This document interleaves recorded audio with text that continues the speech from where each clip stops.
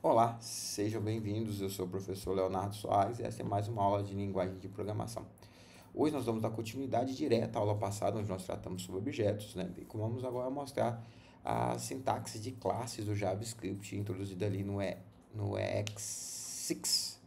Isso é com o script de 2015, o ES6. Foi que introduziu essa sintaxe alternativa para o jeito que o JavaScript trabalha com objetos.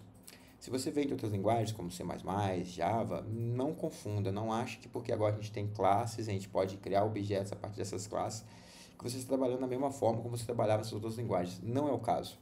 É só uma sintaxe alternativa, é só um jeito mais fácil ou de suavizar a curva para quem está vindo para o JavaScript de outras linguagens, mas internamente, por trás ali das cenas, por trás ali do palco principal, o JavaScript continua trabalhando com protótipos, continua usando funções construtoras para criar os objetos e trabalhando com prototipagem, ok? É só uma sintaxe alternativa e realmente fica mais confortável. Eu que venho de outras linguagens, comecei com C++, realmente a gente se sente mais em casa, fica um pouco mais claro, um pouco mais fácil de entender, ok? Bom, na aula de hoje, então, nós vamos direto aqui para o VS Code, já deixei aqui o ambiente mais ou menos arrumado, com o console do JavaScript já aberto aqui, já com o LiveScript rodando, para a gente poder ver as nossas atualizações. Bom, para criar classes, então, como eu disse, é uma sintaxe alternativa para a gente poder fazer uma função construtora. Ok? Então, a classe em JavaScript ela é um tipo especial de função. Então, da mesma forma que eu posso declarar funções por um statement ou como uma expressão, eu posso fazer isso com classe também. Então, eu posso vir aqui e criar uma constante qualquer, vamos chamar aqui de carro, e falar que o carro é igual a class. Opa, falei igual, digitei outra coisa, igual a class. E aqui eu vou fazer a minha classe. Ok? Posso perfeitamente fazer isso, não temos problema nenhum. Ou posso declarar com uma sentença, né? Eu posso vir aqui e falar class carro, abrir as chaves aqui e criar a classe. Então eu posso usar dos dois jeitos, assim como eu fazia como função, eu posso usar dos dois jeitos aqui, porque classe é um tipo de função, uma first class citizen, né?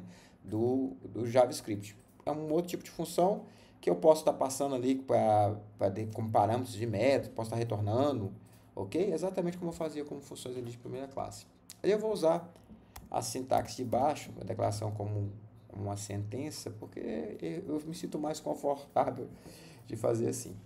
E normalmente a primeira coisa que você vai fazer numa classe é criar o construtor, onde você vai estar ali inicializando os atributos da sua classe, inicializando ali as propriedades da sua classe. O construtor da classe JavaScript tem que se chamar constructor. Então, ele vai funcionar aqui bem similarzinho ali ao método construtor que a gente viu, a função construtora que a gente viu na aula passada, né? Então, eu vou receber aqui os parâmetros, vamos dizer que para o carro eu vou receber marca e modelo. E aí eu vou usar esses parâmetros para inicializar os meus atributos de classe. O marca, que vai receber aqui, eu chamei do mesmo nome, né?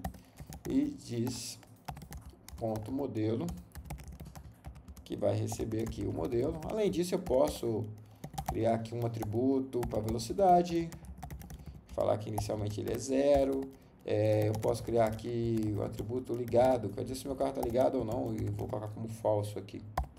Ok? Bom, já criei a minha classe, já criei um método construtor, eu já posso criar meu primeiro objeto aqui. Vamos criar um objeto, vamos criar o const, vamos chamar o carro aqui de P, e falar que P é igual, eu uso como se fosse a função construtora, new carro, e vou passar os parâmetros do carro aqui. Esse carro vai ser um Fiat Maré, Vamos mandar imprimir o nosso objeto para a gente poder visualizar o que aconteceu aqui. Então, fui lá, salvei nosso código, porque ele não atualizou aqui automático, vamos rodar de novo, muito bem. Tá aqui o nosso objeto, ele é do tipo carro, ó, ele tem os atributos marca, modelo, velocidade e ligado, estão todos inicializados. Veja que internamente, ó, ele está ligado ao protótipo de objeto, beleza?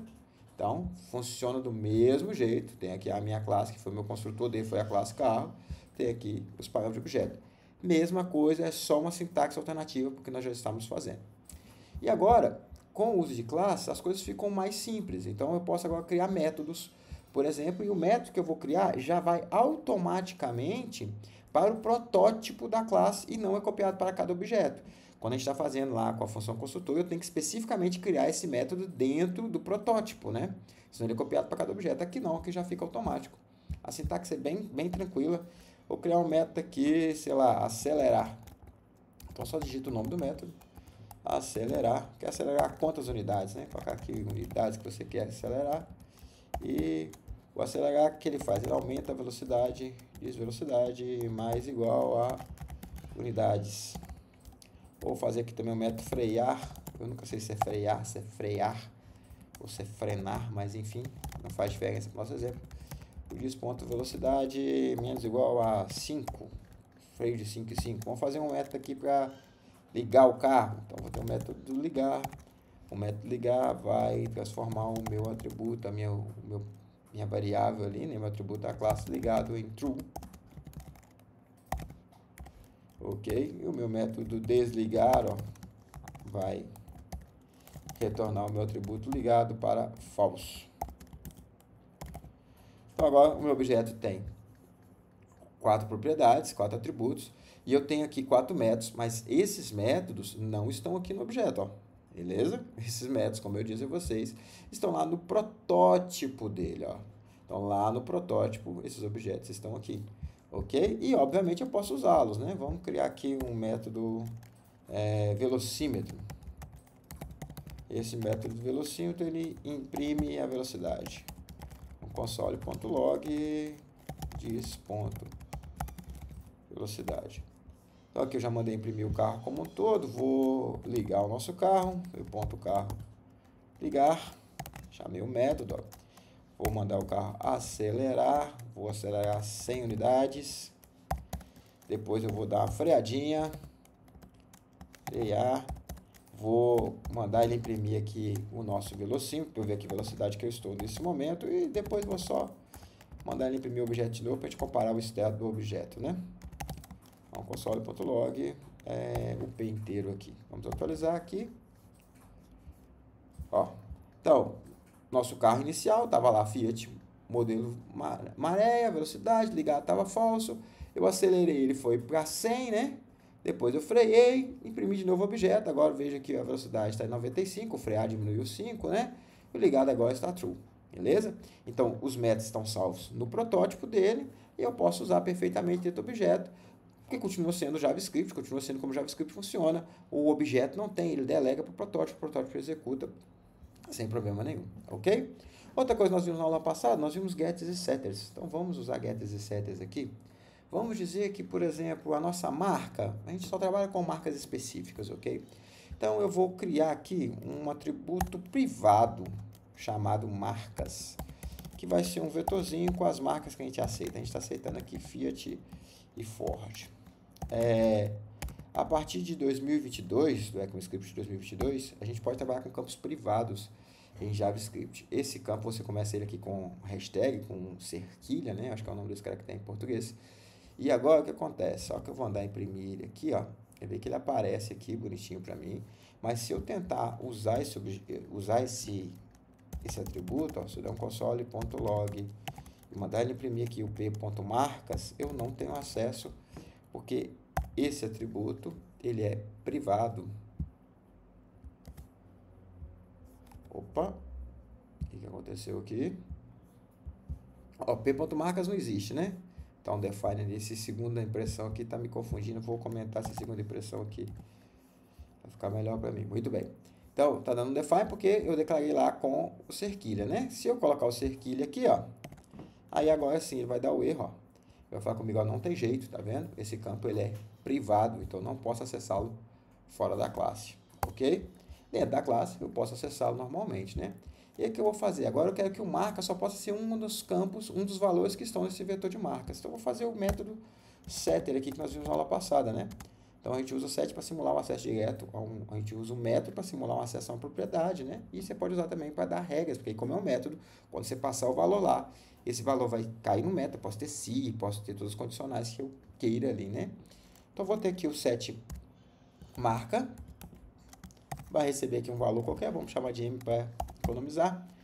E se diz ponto marcas, no plural, que é o nosso vetor, ponto includes tem o M.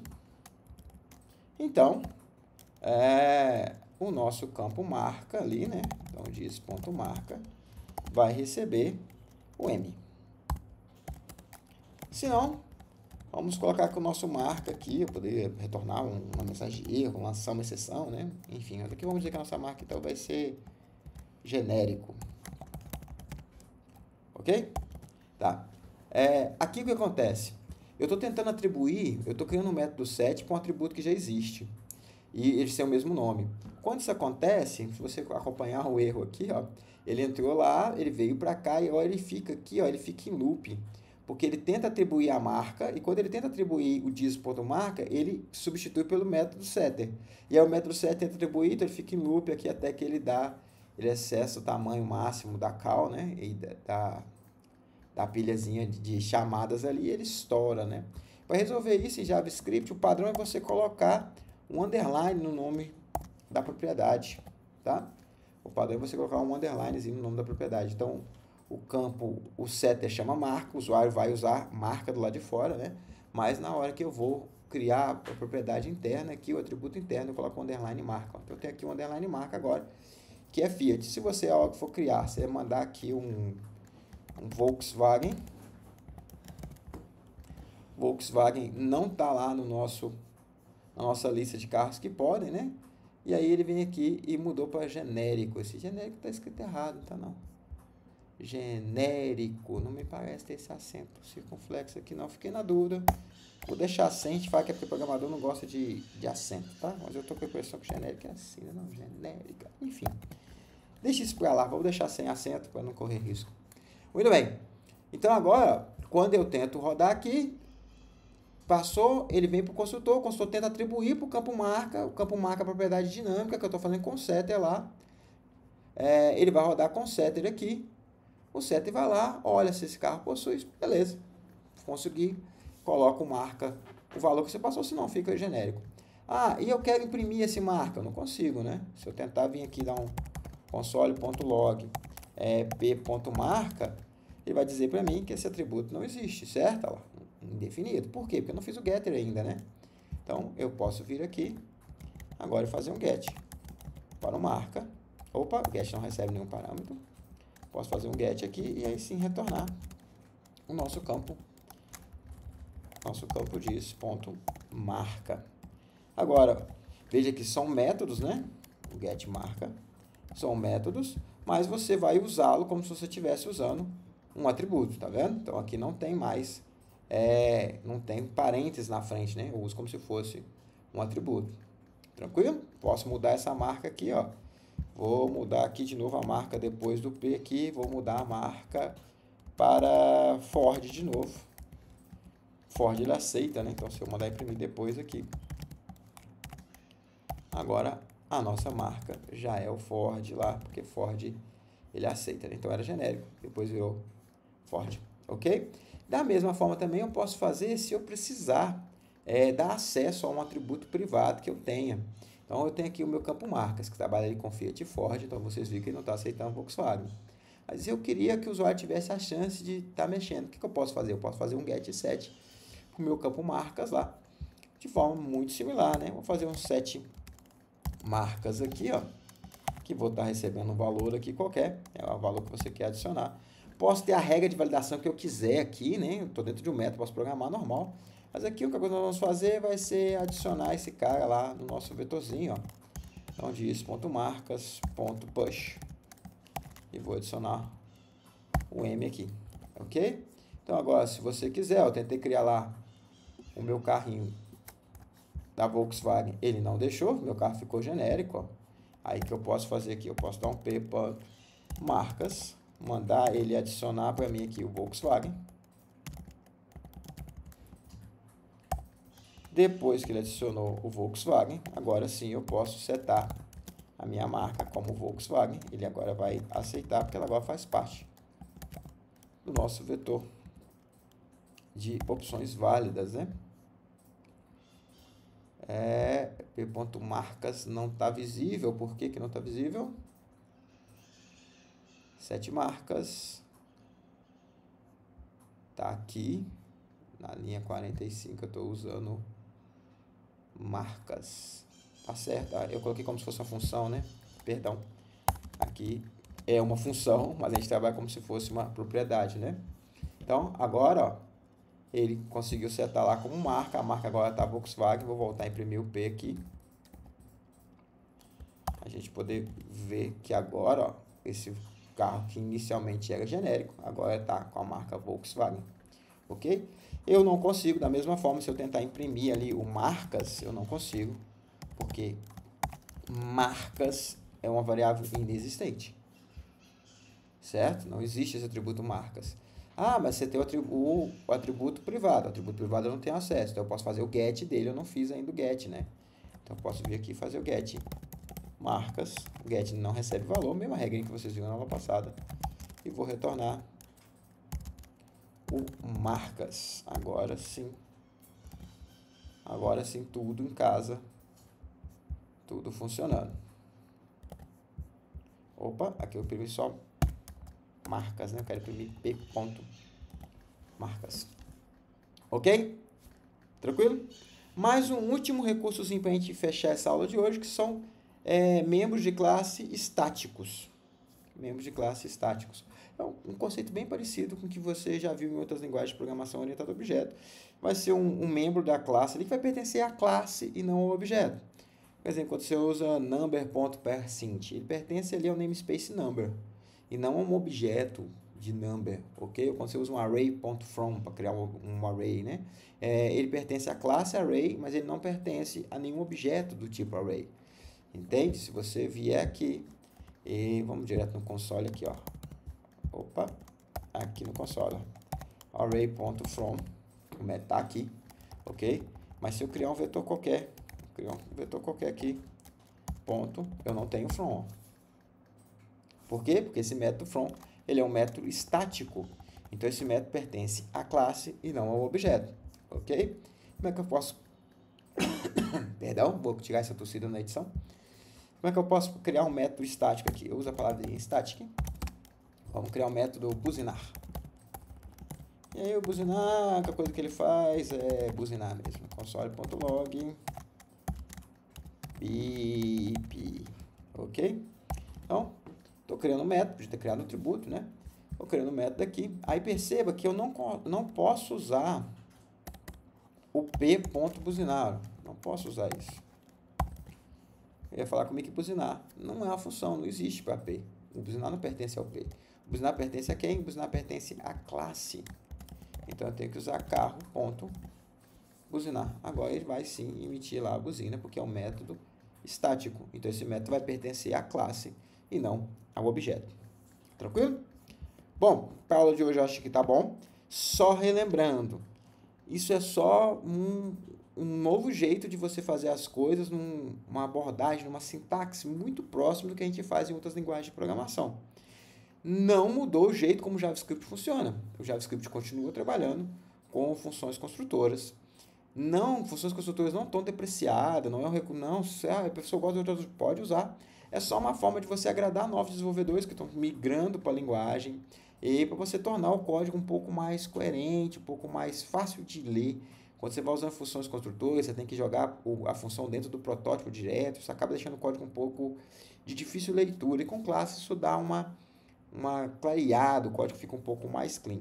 Mas não muda o jeito que o JavaScript funciona. O JavaScript continua trabalhando com protótipo, ok? Vocês vão ver até algumas pessoas criticando, dizendo que não deve usar porque fere a origem da linguagem JavaScript. Não é isso, é uma melhoria, uma evolução na linguagem, ok? Não sei se eu mencionei durante a aula, mas os atributos privados só a partir do ECMAScript 2022, ok? Então, sempre ter essa atenção se você está usando algum recurso ali que está já disponível para o browser. Nós estamos em 2025, então acho que isso não vai ter nenhum tipo de problema. Ok? Bom, por hoje acho que tá bom. A gente vai continuar ainda nesse assunto, falando um pouquinho sobre herança mais para frente. E se ficou qualquer dúvida, entre em contato comigo. Estou sempre à disposição para estar esclarecendo e dar maiores informações. Ok? Muito obrigado a todos e até a nossa próxima aula.